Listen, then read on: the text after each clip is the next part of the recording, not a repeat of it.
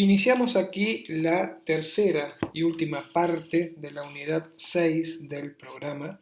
que, como ustedes ya saben, tiene que ver con las vanguardias artísticas y la subjetivación de la realidad moderna, o sea, aquellas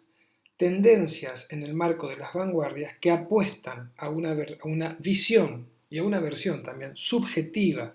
y irracional del mundo o de la realidad moderna. En tal sentido, ustedes recordarán que hasta acá hemos visto justamente los aspectos generales que enmarcan teóricamente a estas posturas para posteriormente basarnos en dos de las más importantes tendencias en el marco de las vanguardias y principalmente en estas tendencias subjetivas como fueron el expresionismo y el dadaísmo. Y en esta tercera y última parte vamos a ver otra de las propuestas, de las tendencias, de las vanguardias de principio de siglo, que es muy importante al momento de reconocer no solamente propuestas de carácter subjetivas, sino que pretende transformarse en una doctrina en sí, como fue el caso del surrealismo, y que también a lo último proponemos un link en YouTube en donde ustedes van a poder ver una de las obras maestras del cine de todos los tiempos, pero por sobre todo una obra emblemática y que señala claramente cuál es el espíritu doctrinario del surrealismo, como fue la película Un perro andaluz de Luis Buñuel y Salvador Dalí. Lo primero que tenemos que entender es que el surrealismo, al menos para André Breton, el poeta teórico que fue quien va a llevar adelante la escritura de los sucesivos manifiestos del surrealismo, va a plantear que justamente esta tendencia, como ustedes pueden leer en amarillo a la derecha, plantea que es el dictado del pensamiento carente de todo control ejercido por la razón y fuera de toda preocupación estética o moral. O sea, ¿esto qué quiere decir? Que lo que se busca es que la expresión por diversas técnicas en el marco del arte sea, sea una expresión directa,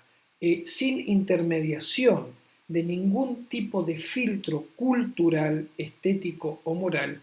sino que lo que se busca mediante la práctica es que el pensamiento actúe de una manera independiente y se exprese como tal sin mediaciones de ningún tipo. El grupo de los surrealistas, como ustedes pueden ver a la izquierda, va a estar conformado por un grupo nutrido de grandes artistas teóricos, poetas, que van a conformar un núcleo realmente extraordinario en torno a esta doctrina. Como ustedes pueden ver al poeta Tristán Tzara, también, que recuerdan ustedes, va a tener una importante participación en el dadaísmo,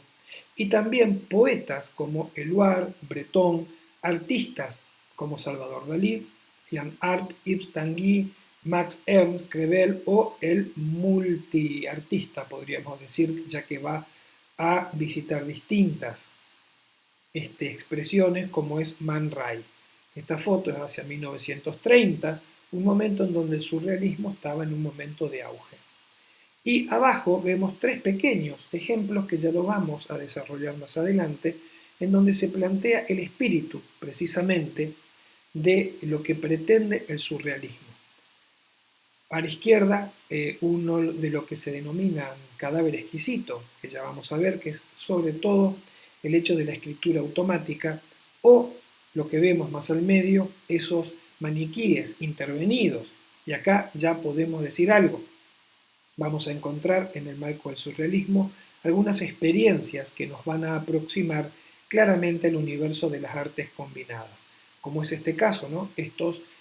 maniquíes intervenidos en donde se difuminan las fronteras entre el objeto, la escultura y la participación de otras expresiones como la fotografía o la pintura, que terminan por componer un cuadro estético particularmente novedoso. En ese sentido, hay que entender, y para profundizar el concepto, nuevamente escrito por André Breton, que como dijimos es el responsable de los manifiestos, sucesivos manifiestos del surrealismo, va a entender precisamente, para profundizar el concepto, al surrealismo como una especie de automatismo psíquico puro. ¿Qué significa eso? Tratar de que por distintas técnicas y distintos medios artísticos, la psiquis, o sea, nuestro pensamiento, pueda expresarse de manera pura y automática. Recordemos nuevamente, sin la mediación de aparatos culturales, estéticos o morales, por cuyo medio, continúa diciendo Breton, se intenta expresar, sea verbalmente, por escrito o por cualquier otro modo, el funcionamiento real del pensamiento.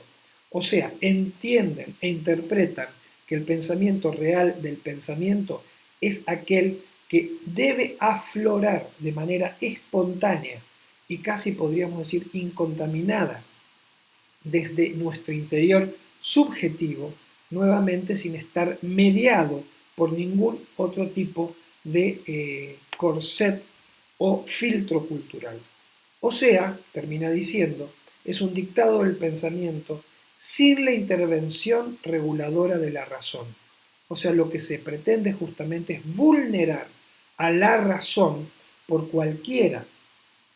de los medios posibles para posibilitar así una expresión de lo que ellos llaman pura y real del pensamiento, ajena a toda preocupación estética o moral. Dos ejemplos de escritura automática es lo que tenemos en la parte superior derecha, en donde se observa claramente que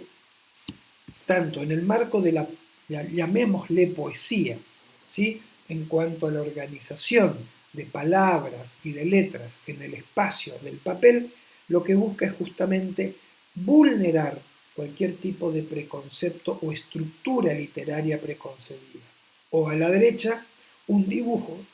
perdón, de los tantos que desarrollan estos artistas y poetas denominados las escrituras automáticas, en donde simplemente se pretende que la mano, sea con un lápiz o con cualquier otro elemento para escribir, pueda ir desarrollando automáticamente, de manera espontánea y sin filtro, aquello que la mano directamente exprese. En ese punto hay que entender que el surrealismo puede ser entendido en la misma familia del dadaísmo que vimos anteriormente, aunque, como dice Mario de Micheli, lo que Dada no había podido hacer por su propia naturaleza, lo intenta hacer en este momento, en este campo, el surrealismo. ¿Por qué? Porque Dada, ¿qué es lo que pretendía? Dada pretendía hallar la libertad en la práctica constante de la negación, o sea, oponerse a todo. Como decía él, uno de los manifiestos del dadaísmo, ¿no? Decir sí donde es no y decir no donde es sí, o sea, buscar siempre la contradicción. Mientras que el surrealismo parte de este espíritu revolucionario, pero intenta dar a esa libertad una especie de fundamento en base a una doctrina. O sea, en definitiva,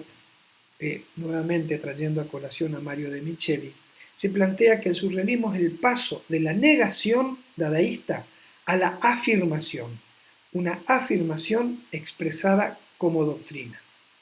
O sea, entender que muchas de las posiciones que hemos visto precisamente en el dadaísmo se mantienen en el surrealismo. Pero, como por ejemplo muchos de sus gestos o también muchas de sus actitudes destructivas. Pero todo esto acá en el surrealismo adquiere una fisonomía diferente. Empieza a adquirir la dimensión de un corpus doctrinario que intenta organizar acciones en el marco del arte. Esas acciones, por ejemplo, es como vemos en esta foto de Man Ray de 1923, que ustedes observan a la izquierda, en donde están reunidos un grupo de estos artistas y poetas, ustedes los van a ver ahí, en donde están planteando justamente una escritura automática. La escritura automática, o también en algunos casos llamado, en otros ejemplos, cadáver exquisito, también ustedes pueden ver a la derecha, es y pretendía ser una construcción estética de carácter tanto individual como grupal, en donde alguien puede simplemente, dicho simplemente, por supuesto entre comillas, dejar que la mano se exprese, tratar en ese esfuerzo que la mano se exprese sin ningún tipo de filtro, o incluso estos dibujos o escrituras podían llevarse adelante de manera conjunta, o sea, alguien proponía una parte de este desarrollo y otros la continuaban. Ahora bien, en ese sentido, y Mario de Micheli también en su libro, precisamente de las vanguardias artísticas del siglo XX, lo señala que para el surrealismo hay dos figuras centrales que son sostenidas incluso por André Breton en diversas entrevistas que fueron publicadas en su momento. Y estas dos figuras claves para el surrealismo son Karl Marx y Sigmund Freud. El primero de ellos, Karl Marx, entendido como un teórico de la libertad social. En ese sentido, acá nuevamente el surrealismo, como planteamos, hunde sus raíces, se hermana con el espíritu del dadaísmo, que lo que buscaba justamente era la liberación de no solamente el individuo, sino de la sociedad mediante la práctica artística. Entonces, en ese sentido, Karl Marx lo que pretendía era una visión científica de la sociedad que buscaba una libertad absoluta de esta, al menos originalmente y en su teoría. Y por otro lado, Sigmund Freud, una figura también capital, sobre todo de fin del siglo XIX y principios del siglo XX, el creador de la teoría del psicoanálisis y sobre todo de la teoría, ya por supuesto habían investigaciones previas, pero él sistematiza ese mundo del inconsciente y del subconsciente, por lo tanto se le observa a Freud como un teórico de la libertad individual. O sea, por un lado la libertad social, que era una especie de búsqueda manifiesta de muchas de las vanguardias que nosotros estamos viendo, pero que en el surrealismo esa búsqueda de la libertad social pretende llevarse adelante precisamente mediante ¿qué? Mediante la búsqueda de la libertad individual, y ahí aparece, por lo tanto, la figura de Sigmund Freud.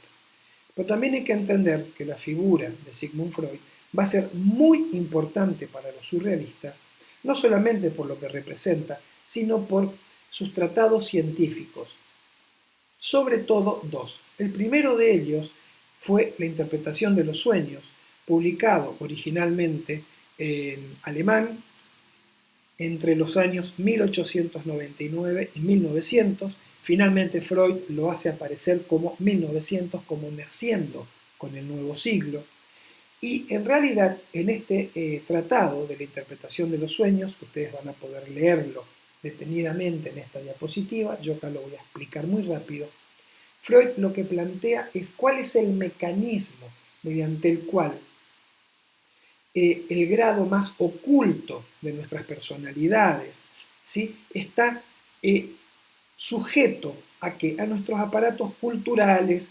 éticos, morales, que no permite que nuestro subconsciente, la parte más profunda, aflore en el mundo de la vigilia, o sea, en el mundo de ahora, cuando estamos despiertos. Y lo que interpreta y propone Freud es que eso empieza a liberarse cuando nosotros dormimos y soñamos. Los sueños son para Freud justamente la manera en que esta parte más profunda de nuestro ser, intenta vulnerar a estos filtros para expresarse, y eso ocurre en el universo de los sueños.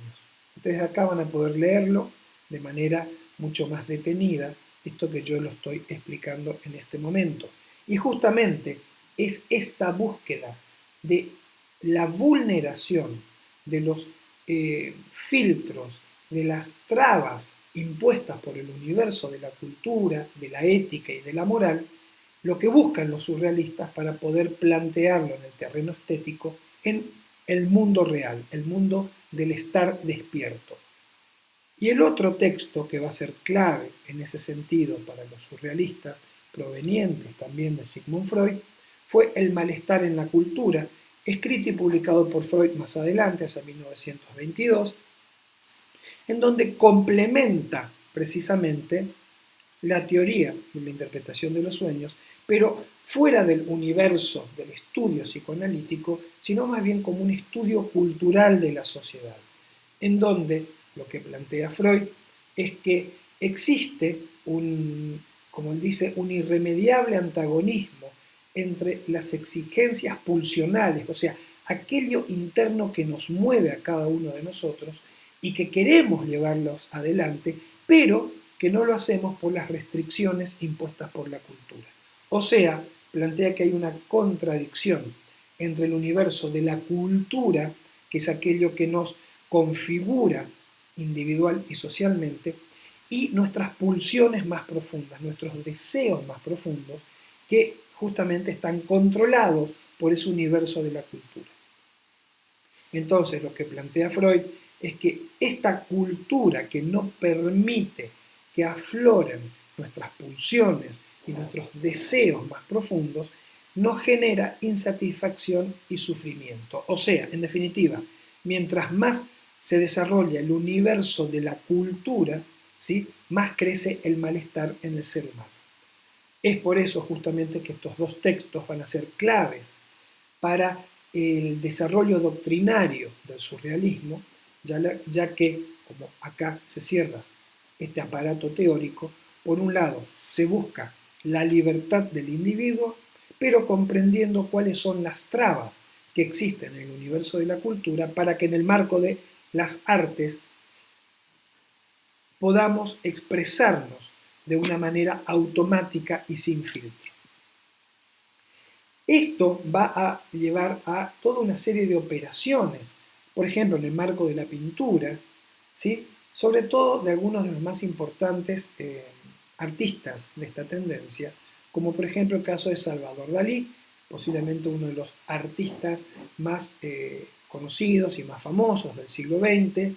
y que va a tener un momento realmente clave para el desarrollo del surrealismo, sobre todo en las primeras décadas del siglo, y donde va a plantear cuadros, pinturas de carácter muchas veces figurativas, en donde lo que intenta justamente es plasmar esa visión onírica, esa visión que nos ocurre a todos los sueños, que como sabemos no son totalmente reales, y lo que busca es dar forma en el marco del arte a esas pulsiones internas, que en el caso de Dalí muchas veces está planteado, y en ese sentido aquí nuevamente aparece Freud, está planteado a partir de las pulsiones sexuales. Por eso es que aparecen figuras como el cuadro de la izquierda, haciendo alusión a la masturbación, pero también la relación entre el sexo y la comida, ¿sí?, algo que también es bastante, digamos, coherente en el marco de estas teorías psicoanalíticas. Y a la derecha justamente tenemos otra obra de Dalí, como fue Construcción blanda con judías hervidas, en donde mucho se puede buscar, decir, investigar sobre qué quieren decir estos cuadros. Y bueno, el qué quieren decir está relacionado justamente con la interpretación de los sueños de Sigmund Freud. Otro de los artistas claves en el marco del surrealismo va a ser Max Ernst, y va a estar en una línea similar a la de Dalí, aunque con una técnica diferente.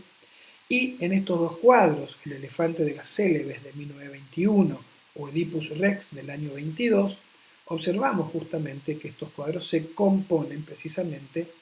de elementos que provienen del universo de la realidad, pero que están absolutamente intervenidos y deformados, tal como se presentan la mayoría de las veces en el universo de los sueños, y en donde obviamente se prestan también a múltiples interpretaciones. Y el otro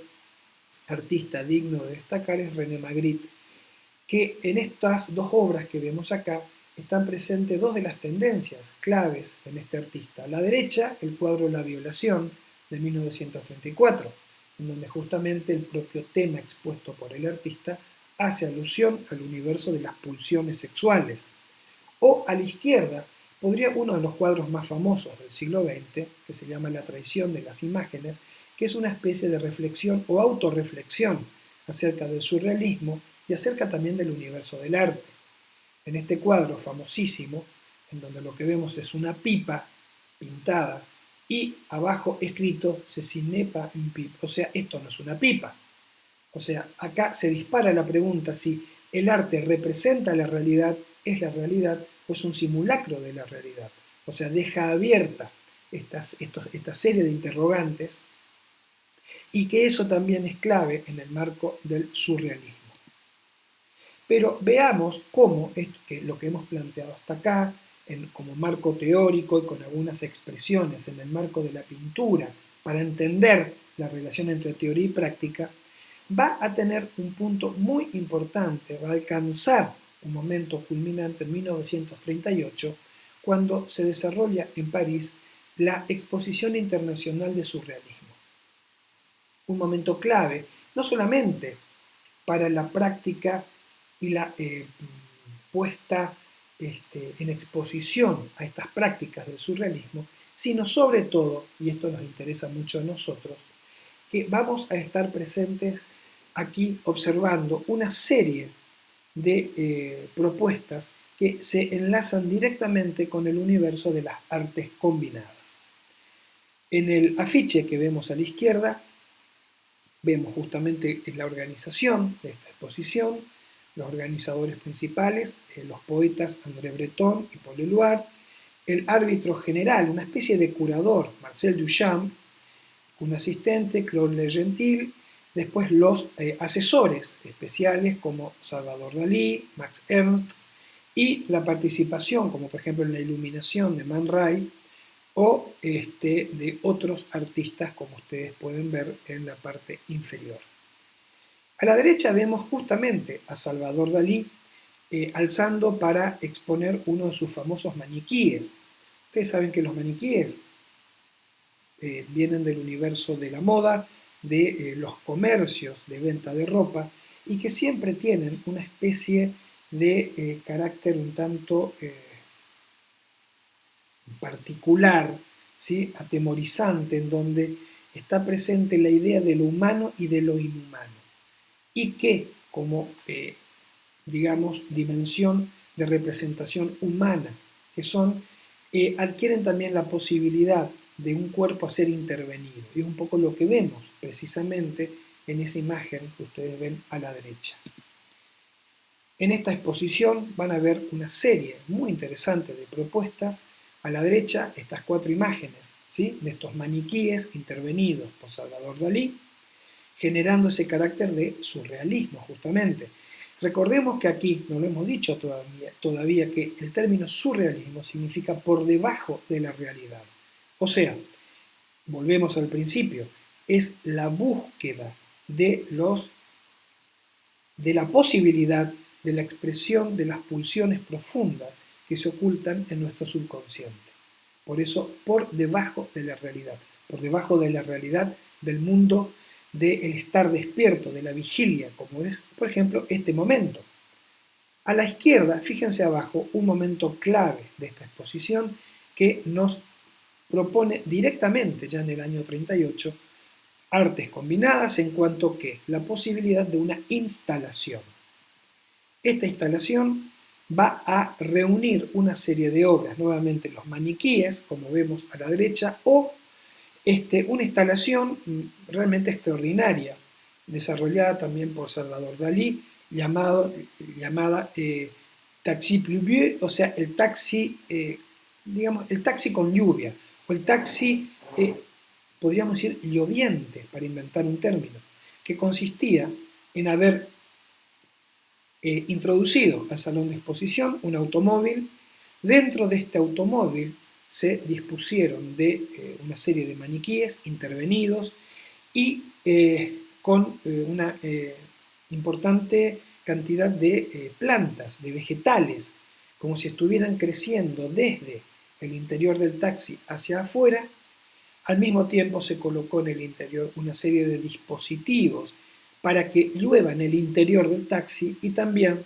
se dispusieron de una importante cantidad de caracoles vivos que recorrían todo el interior del taxi y los cuerpos de los maniquíes. O sea,